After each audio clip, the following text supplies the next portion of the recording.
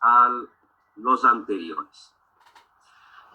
Ustedes en microbiología ya estudiaron justamente sobre el bacilo tuberculoso, el bacilo de Koch. Es un bacilo, aparte en historia de medicina, de cuestiones muy importantes, como por ejemplo los postulados de Koch para lo que es la relación causal de las enfermedades.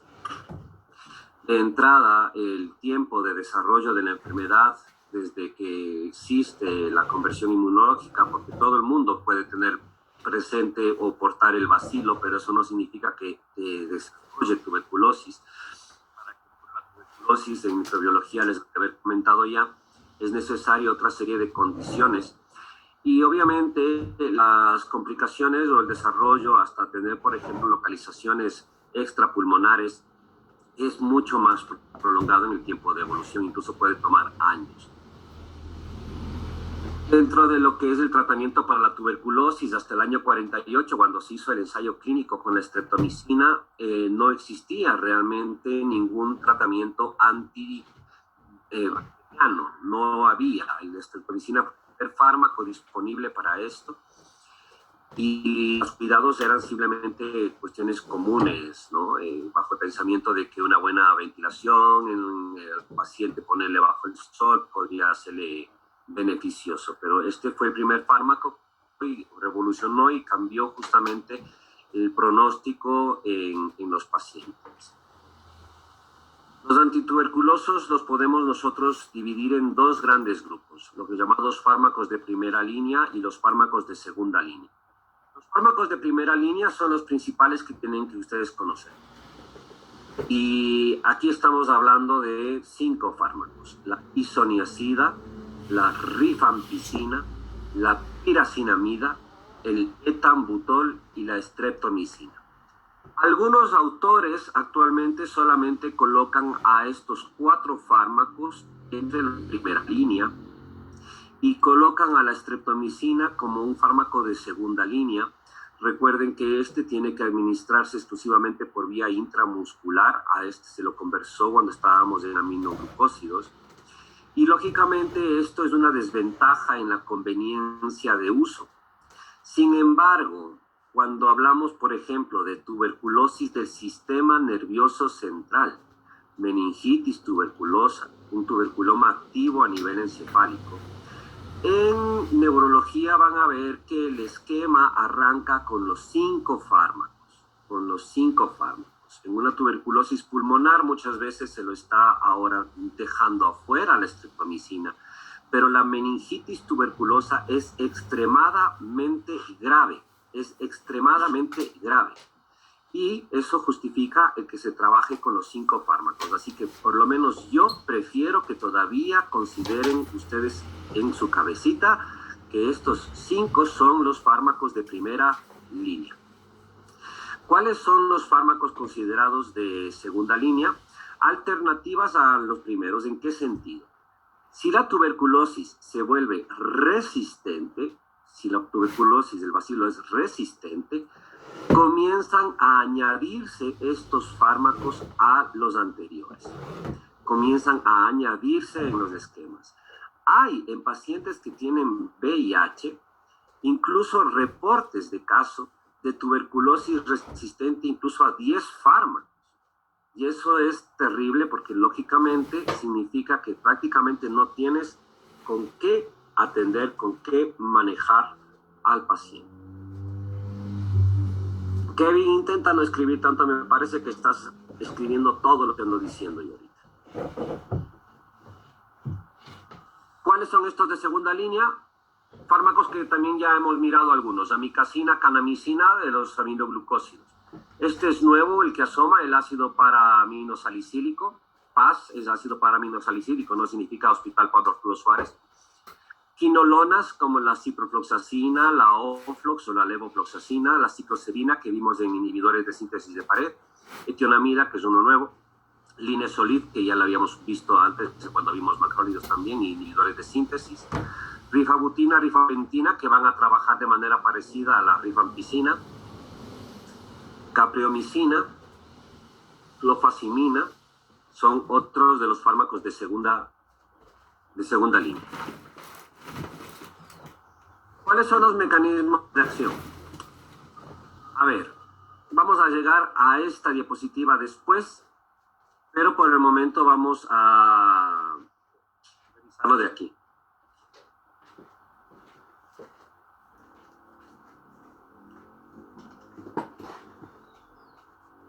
La isoniazida básicamente va a ser un fármaco que inhibe la síntesis de los ácidos micólicos. Los ácidos micólicos están presentes en la pared, ya la vamos a volver a mirar. La rifampicina, ya la conversamos cuando estuvimos en quinolonas, inhibía la síntesis del RNA.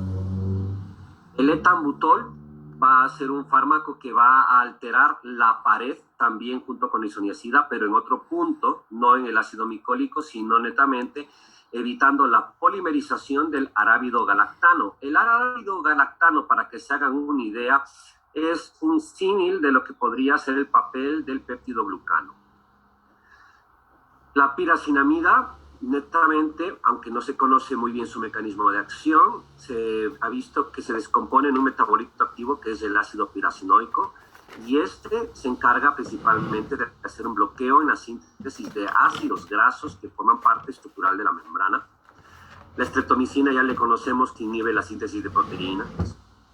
El ácido paraminosalicílico antagoniza la síntesis de folatos, en otras palabras, de manera parecida a lo que podían hacer las sulfonamidas, pero es un principio activo diferente, no pertenece a las sulfonamidas, pero haría un papel parecido en las micobacterias. La etionamida tiene un mecanismo igualito al de la isoniazida, inhibe la síntesis de los ácidos micólicos. Capreomicina es un inhibidor de síntesis de proteínas. La cicloserina habíamos visto que se unía y posibilitaba justamente los mecanismos basados en los puntos de alanina terminal del peptidoglucano. Rifabutina, rifaventina hacen lo mismo, inhiben la síntesis del RNA. Esto que estamos acá. Y entonces, ¿qué es lo que aquí vemos? Bueno, a la estructura netamente de lo que sería. Y si fuéramos justamente desglosando algunas cuestiones, con los fármacos principales, isoniazida inhibe la síntesis de este componente de la pared bacteriana, el ácido micólico. Lo mismo hace etionamida, inhibe la síntesis del ácido micólico. El otro fármaco que actuaría a este nivel de la pared es la piracinamida, que alteraba justamente los componentes de la membrana celular, especialmente lo que eran los ácidos grasos que forman parte de la misma. El etambutol, hemos dicho que va a alterar la polimerización de este componente que aquí está representado de esta manera y que es un símil complementario en la pared del bacilo a lo que es el péptidoglucano. El péptidoglucano está representado aquí por este segmento. La rifampicina sabemos que inhibiría a la RNA polimerasa, imposibilitando de esa manera que exista una duplicación del ADN, es decir, no se crearía el RNA mensajero. El ácido paraaminosalicílico va a tener netamente un efecto antagonizando la síntesis de los folatos, que aquí no están representados, pero que significa justamente que sin los folatos, recuerden ustedes, no íbamos a tener purinas, y sin las purinas no tendríamos bases nitrogenadas. La ciprofloxacina, la ofloxacina, la levofloxacina, cualquiera de las quinolonas afectaría a la DNA girasa. La streptomicina, la capreomicina y cualquier otro inhibidor de síntesis de proteínas, amicacina, por ejemplo, ya saben que afectaría a nivel de la síntesis en los ribosomas. Vamos a comenzar mirando algunas características de estos fármacos. Posiblemente el que tiene más información para destacar es la isoniazida. Quiero que miren la pantalla, se den cuenta de la similitud que existe un poco en la estructura molecular entre isoniazida y piridoxina, la vitamina B6. Bueno, la isoniazida ya hemos visto que justamente va a inhibir el ácido micólico. Entonces, si el efecto beneficioso ya se imaginarán de cada uno de estos cuando está. Todos los que actúan en la pared en el momento de la duplicación celular, en el momento de la replicación del ADN, etc. O sea, todo lo que ya se miró de forma parecida en las unidades anteriores. Efectos indeseados, es importante entender una cuestión del isoniazida. Esta similitud con la piridoxina condiciona justamente algunas cuestiones. Por una parte, la isoniazida, como se parece, termina compite con las enzimas que son orgánicamente responsables de activarle a la piridoxina. Las enzimas orgánicas se confunden y se quedan con isoniazida vinculadas en vez de bioactivar a la piridoxina. Por lo tanto, se vuelve un cofactor que no está funcionando. Posteriormente de esto, el metabolismo de la isoniazida, los metabolitos activos, por sí mismos pueden desactivar formas válidas de piridoxina. Todo esto lleva a la larga a una disminución en el tiempo de la cantidad útil de vitamina B6 bioactiva orgánicamente. Y la vitamina B6, recuerden ustedes, ¿para qué podía servir, Evelyn? ¿Tú te acuerdas?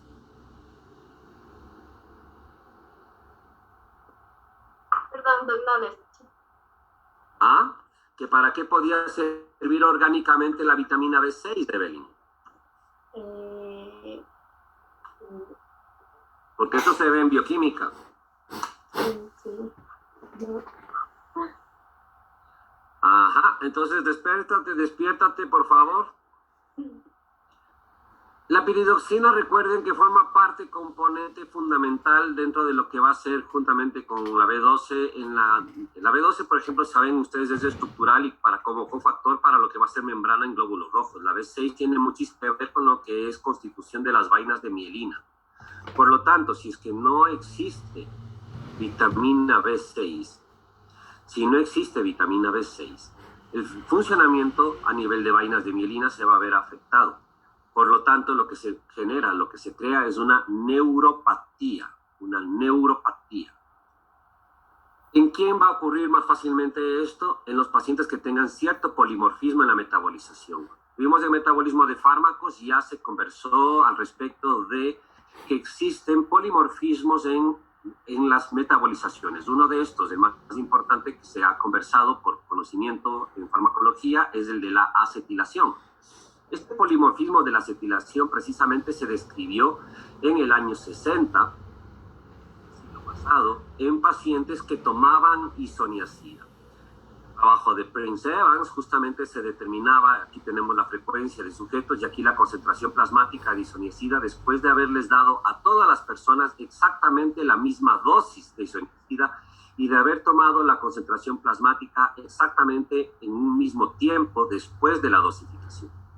Y se encontró que algunos de estos pacientes tenían concentraciones plasmáticas más bajas de isoniazida y otros pacientes tenían concentraciones más altas.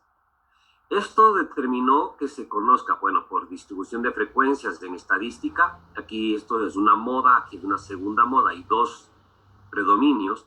Por lo tanto, esta distribución bimodal que se denomina, que aprenderá después cuando se hable del histograma de frecuencias, y esto es un histograma de frecuencias, llevaría justamente a que se hable y se entienda de que hay un polimorfismo, hay más de una morfología, aquí no hay una curva gaussiana ni nada de eso. Hay un polimorfismo. Y se dijo entonces, oye, si es que dando la misma dosis, algunos tienen menos concentración plasmática, es porque la acetilan mucho más rápido. Si es que otros tienen concentraciones más altas, es porque la acetilan más lento. En otras palabras, es un metabolismo más retrasado. ¿Esto por qué se volvió importante? Se volvió importante precisamente por lo anterior.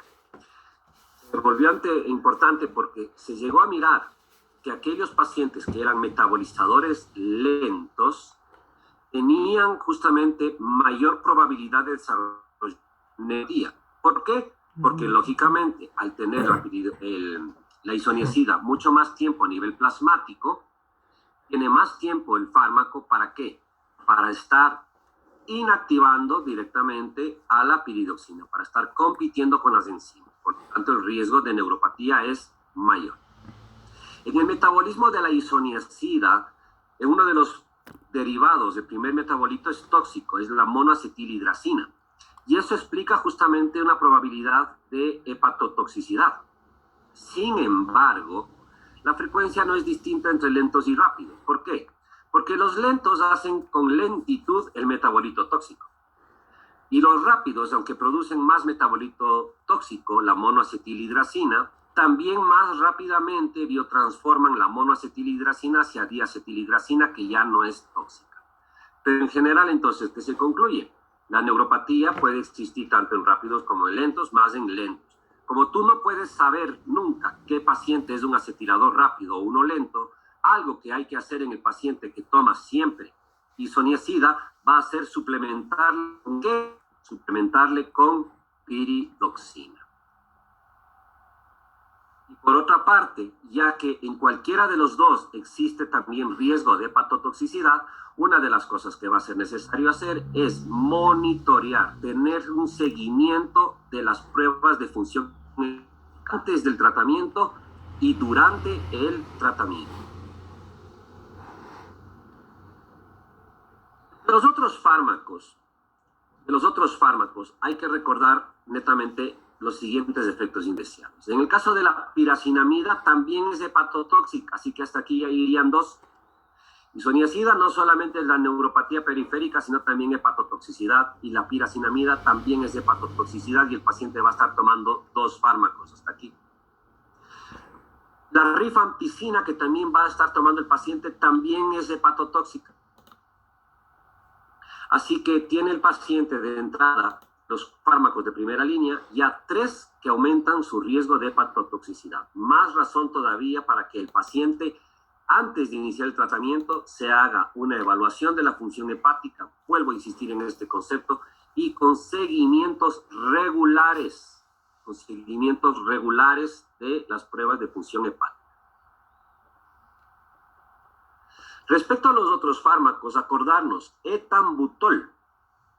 El etambutol va a causar una neuritis óptica, un daño en el nervio óptico. Este daño en el nervio óptico es la razón por la cual etambutol está contraindicado en los niños.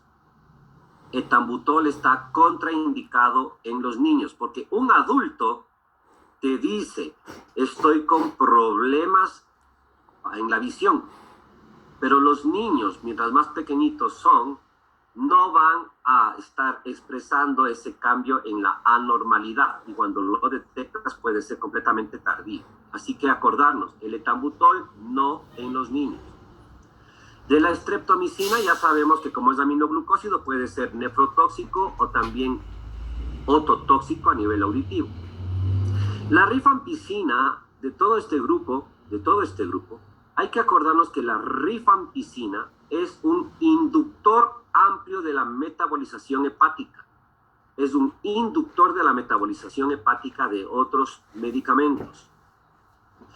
Y suele dar una reacción adversa que es leve, no provoca realmente ni riesgo para la vida del paciente, que es el teñir las secreciones, pinta las secreciones y provoca, por ejemplo, aquí en esta muestra de orina, que del color normal que tendría, los pacientes que toman rifampicina lleguen a tener una pigmentación que da un color anaranjado, y esto se le tiene que avisar al paciente.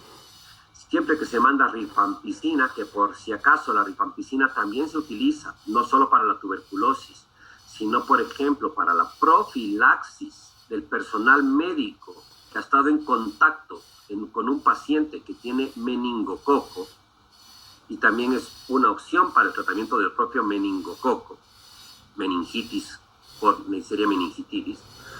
Hay que avisarles a los pacientes que las secreciones se van a teñir, porque de lo contrario pueden terminar justamente asustándose al respecto.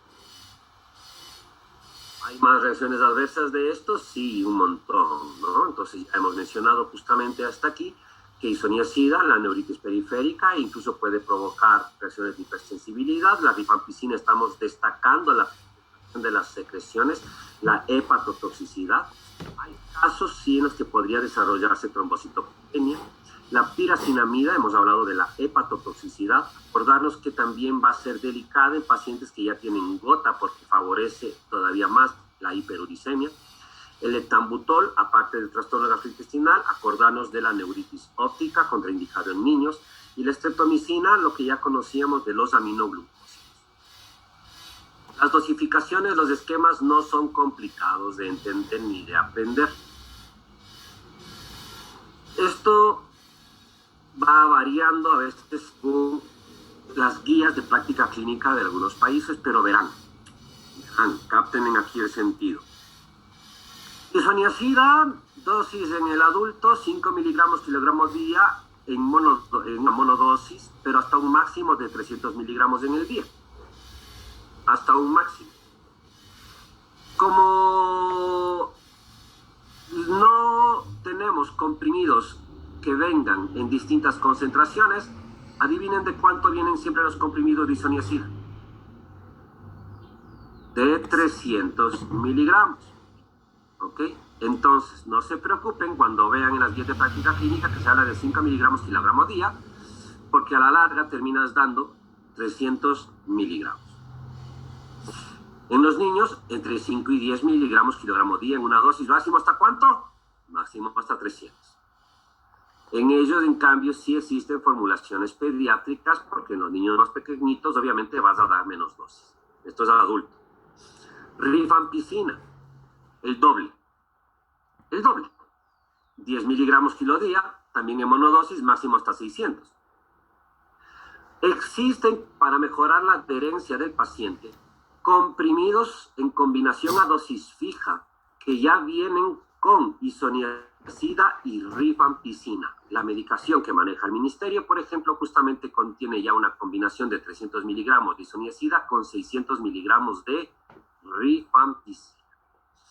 Como es el doble, en los niños también, 10 miligramos kilo día. La rifabutina no importa porque no es fármaco de primera línea. La piracinamida. Piracinamida va subiendo los 5, 10, 15. 5, 10, 15. Piracinamida 15 miligramos kilo día hasta un máximo de 2 gramos en el día. En el caso del niño, lo mismo, 5, 10, 15 miligramos kilogramo día. 5, 10, 15. Etambutol, repite, 15 miligramos kilogramo día hasta un máximo de 2.5 gramos. No se administra en niños. Y la streptomicina también, 15 miligramos kilogramo día hasta un máximo de 1 gramo. Así que acordarnos de las dosis por kilo de peso no es difícil, si es que se acuerdan: isoniazida, rifampicina, piracinamida, etambutol, streptomicina, y simplemente hacen 5, 10, 15. ¿Ok? Esta es la mínima eficaz. Claro que hay un rango aquí, pero eso es más fácil de memorizar. Para los otros fármacos que son de segunda línea no me interesa mencionarlos. ¿Qué es lo que pasa con la duración de los tratamientos en tuberculosis? La duración de los tratamientos en las combinaciones, según lo que estés tratando, pueden ir desde muy bajas, como de 6 o 9 meses, cuando estamos haciendo la aguda, o generalmente incluso durar años. En el caso de la tuberculosis activa, si es que está confirmado de que no existe resistencia a la isoniazida o esta es muy baja, el esquema tiene una fase aguda y luego una que suele ser muchas veces intrahospitalaria y luego una segunda etapa.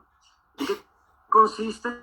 Justamente, bueno, en los primeros fármacos: isoniazida, rifampicina, piracinamida y etambutol por 2 meses. Si es que esto fuera dosis pulmonar, si no, tuberculosis del sistema nervioso central, meningitis, ya no es solamente isoniazida, rifampicina, piracinamida y etambutol, sino también streptomicina. ¿Ok?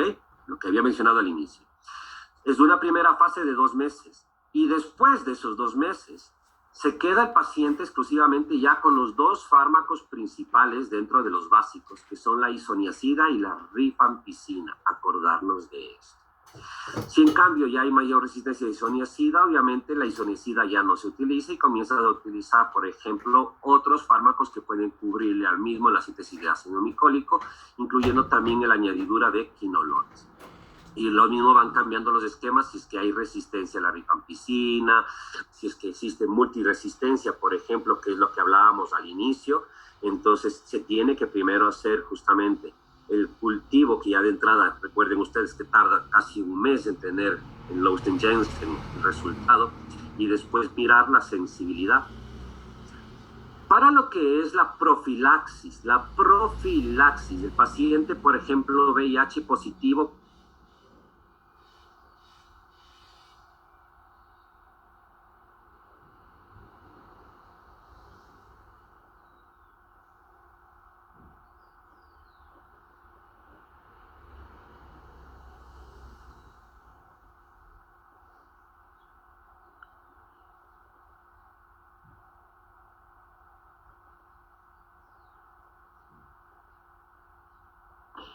Doc, ¿Se escucha? disculpe, no le escuchamos.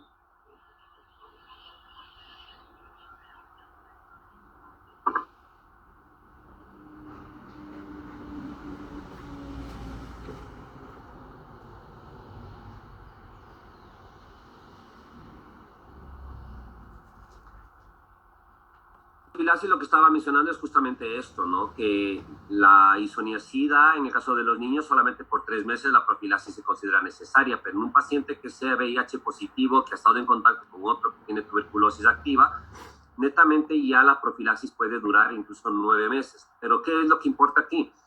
Como esto ya son esquemas fijos que se manejan en base a los protocolos de cada Ministerio de Salud en cada país, lo que de momento necesitan ustedes acordarse es que para la profilaxis solamente un fármaco, la isoniazida. Para tratamiento de tuberculosis pulmonar, los 4 fármacos de base durante 2 meses. Si es que es tuberculosis del sistema nervioso central, los 5 fármacos. Posteriormente, un ciclo que en el caso de tuberculosis pulmonar esté tan corto como 4 meses con los 2 fármacos, isoniazida, rifampicina, pero que en sistema nervioso central puede ir incluso hasta 6 meses o más, dependiendo de la severidad con la que estuvo el proceso inicial de la meningitis tuberculosa. Ojo. Y que obviamente cuando hay resistencias hay que ir añadiendo justamente los otros fármacos. Respecto a lo que puede ser fármacos para la lepra, eso es algo más sencillo, se lo pueden mirar ustedes, tener en cuenta aquí netamente de que las opciones terminan siendo a veces la propia rifampicina, pero fundamentalmente utilizamos 2 fármacos. El uno es la dapsona, que netamente va a evitar la síntesis de los platos y obviamente favorecer hemólisis, sobre todo si hay deficiencia de glucosa 6-fosfato deshidrogenasa. El otro es la clofazimina. Esta clofazimina hay que tener cuidado justamente de protección solar porque favorece mucho la descoloración cutánea. Y la talidomida, este fármaco que ha oscilado en el mundo entre primero ser utilizado como antiemético y que provocó la tragedia de Cocomelia a nivel global, y que después, por lo que se ha visto que tiene algunas propiedades inmunomoduladoras, se lo quiere empezar a utilizar para algunas opciones, entre estas lepra, pero también cuando estén después en dermatología verán que ya para algunos procesos dermatológicos que han sido refractarios a otras opciones por el papel inmunomodulador lo quieren empezar a utilizar. Eso es lo que falta.